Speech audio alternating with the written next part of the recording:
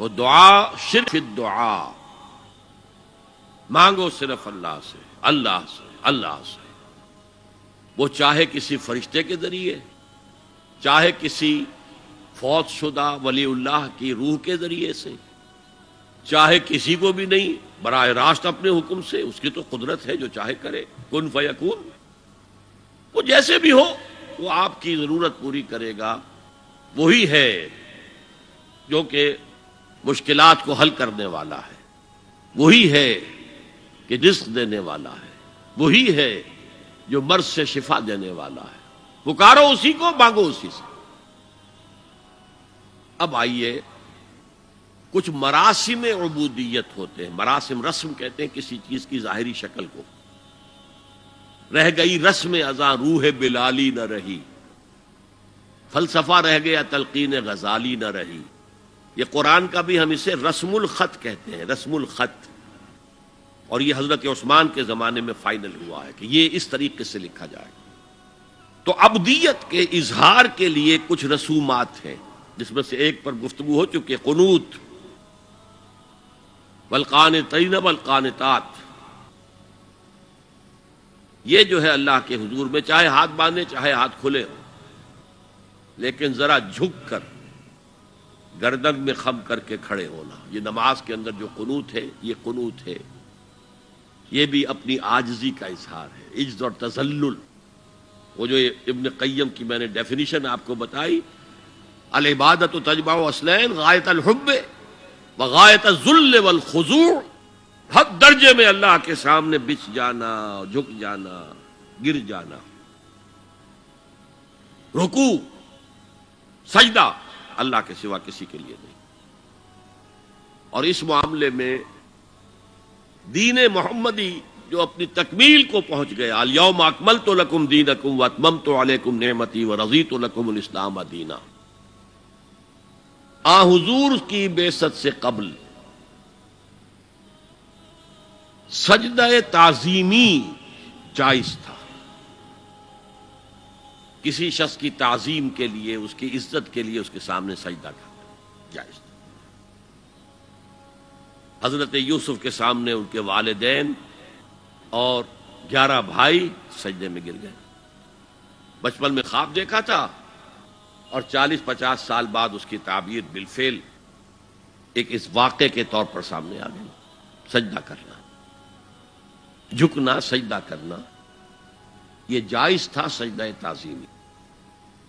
حضور پر شریعت مکمل، توحید مکمل، اب ہر نوع کا سجدہ حرام مطلق ہے سوائے اللہ کے کسی کو۔ ہمارے مسلمانوں نے بھی اپنے دور ملوکیت میں سجدہ تعظیمی شروع کرا، عدالت کے اندر بادشاہ کے دربار میں جا رہے تو سجدہ، سر جھکا کر، رکوع کی حالت میں۔ یا آپ کے پڑوس میں جو حیدرآباد کی ریاست تھی، سلام کیسے کرتے تھے، کتنے جھکتے تھے، اور پھر وہ جھک کر وہ سلام ہو رہے۔ یہ مشرکانہ فعل ہے، مغلیہ دربار میں بھی تھا۔ شیخ احمد سرہندی رحمت اللہ علیہ نے کہا غلط ہے، حرام ہے، جائز نہیں۔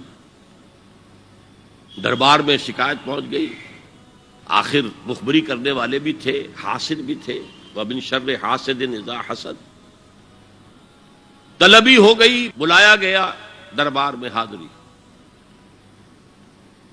اور ایسا اہتمام کیا گیا کہ جب حضرت مجدد آگے آئیں بادشاہ تک جانے کے لیے تو درمیان میں ایک دیوار سی حائل کر کے اس میں کھڑکی کھول دی کہ اس میں سے جھک کر گزریں گے نا تو رکوع کسی درجے میں تو ہو جائے گا۔ رکوع بھی سجدے ہی کی ایک شکل ہے، سجدے کا ہاف کہہ لیجئے، لیکن یہ کہ جب آیات سجدہ آتی ہیں قرآن مجید میں تو عام نمازوں میں میں دیکھتا ہوں کہ وہ آیات سجدہ والی آیات پڑھی نہیں جاتی، حالانکہ ان کی ایک خاص کیفیت ہے۔ تراویح میں تو پڑھی جاتی ہے لیکن پہلے بتا دیتے ہیں کہ یہ دوسری رکعت میں یا پہلی رکعت میں سجدہ آ رہا ہے تو لوگ تیار ہوتے ہیں، لیکن رکوع بھی اگر فوراً ہو جائے آیت سجدہ کے بعد تو اس سے بھی اس سجدے کا حق ادا ہو جاتا۔ بہرحال حضرت شیخ مجدد رحمت اللہ علیہ دربار میں آئے تو اس کھڑکی میں سے پہلے پاؤں گزارے، پھر اپنا سر نکالا، پھر جیل میں ڈال دیے گئے کوئی پرواہ نہیں. حاضر ہوا میں شیخ مجدد کی لحد پر، وہ خاک کے ہے زیر فلک مطلع انوار، گردن نہ جھکی جس کی جہانگیر کے آگے، جس کے نفس گرم سے ہے گرمی احرار. وہ ہند میں سرمایہ ملت کا نگہباں، اللہ نے بر وقت کیا جس کو خبردار. دین الہی، دین محمدی کے خاتمے کا اعلان تھا. اب بڑے بڑے مولویوں نے یہ اکبر کو سبق پڑھایا تھا، بڑے مولوی، درباری مولوی، انہوں نے سبق پڑھایا تھا. اللہ کا ایک دن 1000 برس کا ہوتا ہے، اور اللہ کا ہر معاملہ 1000 سال تک ہوتا ہے. اب 1000 سال ہو گئے محمد کی رسالت کو، ان کی رسالت کا دور ختم صلی اللہ علیہ وسلم. اب دوسرا 1000 سال، اسی لیے الف ثانی کہتے ہیں نا، الف ہزار کو کہتے ہیں الف ثانی. یہ دوسرا 1000واں سال جو شروع ہو گیا ہے، اس میں ایک نئے دین کی ضرورت ہے. وہ دین اکبری ہے، دین الہی ہے. اور دین الہی کیا تھا؟ یہ ایک بہت بڑی سیاسی تدبیر تھی، اصل میں بہت بڑی سیاسی تدبیر، اور اس کا ظہور بعد میں بھی ہوا ہے ہندوستان کی سرزمین میں. وہ یہ کہ ہندوستان کی ترقی میں جو چیز سب سے بڑی رکاوٹ ہے وہ مذہبی اختلافات ہیں. لہذا ایسا کرو، سارے مذاہب جو ہیں اسے ہاون دستے میں ڈالو، کوٹ کوٹ کے چورا چورا کر کے بناؤ صفوف، اور یہ مذہب سب کا ہو جائے تو مذہبی اختلافات ختم ہو جائیں گے. دوسری بات ان کی سمجھ میں یہ آ گئی کہ اصل میں اختلاف رسالت اور شریعت کی بنیاد پر ہوتے ہیں. لہذا دین الہی، بس خدا کو مانو، بس رسالت وغیرہ کو چھوڑو. خدا تو سب کا رب ہے، اسے آپ پرماتما کہہ لیں، مہادیو کہہ لیں، جو چاہے کہہ لیں، اللہ کہہ لیں، رام کہہ لیں. قل ادعوا اللہ الرحمن ایما تدعوا فلہ الاسماء الحسنی. قرآن کہتا ہے تم اللہ کہہ کر پکار لو یا رحمان کہہ کر پکار لو، جس کو بھی تم پکار رہے ہو یہ جان لو کہ تمام اچھے نام اسی کے ہیں.